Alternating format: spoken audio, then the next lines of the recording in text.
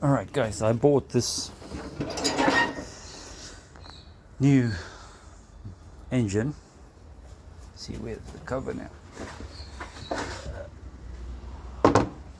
From Jonah & Jonah. So I wired it up.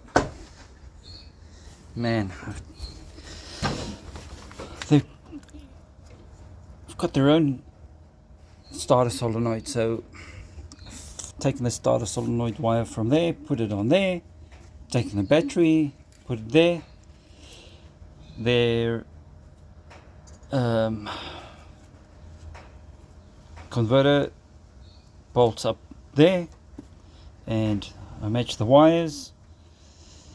That's for the solenoid on the carburetor, fuel solenoid. That's your ignition wire.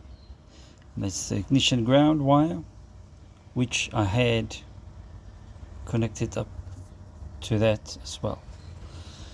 So,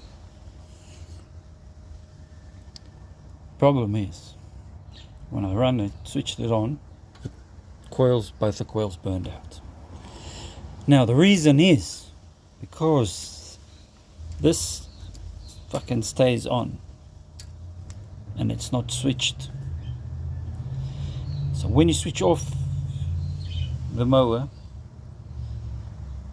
in the ignition switch it grounds the coils. When it grounds the coils and this power stays on, it's shorting the coils out, so you creating a dead short over the coils. Now they don't tell you this bloody thing. This on their drawing it shows it must be connected to the battery,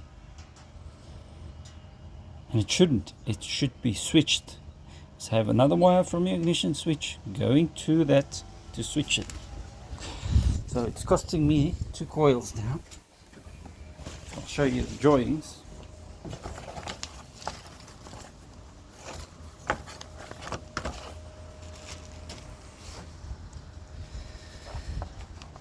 There it is.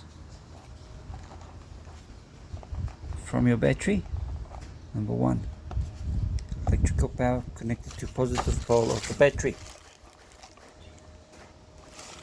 Number 2, that's your start relay. Start relay terminal. That's the wire that I took from my coil to the new starter solenoid. So I wired it according to this diagram, and I mean I traced the wires before I did all of this. So I don't know who's going to pay for the coils. I don't know.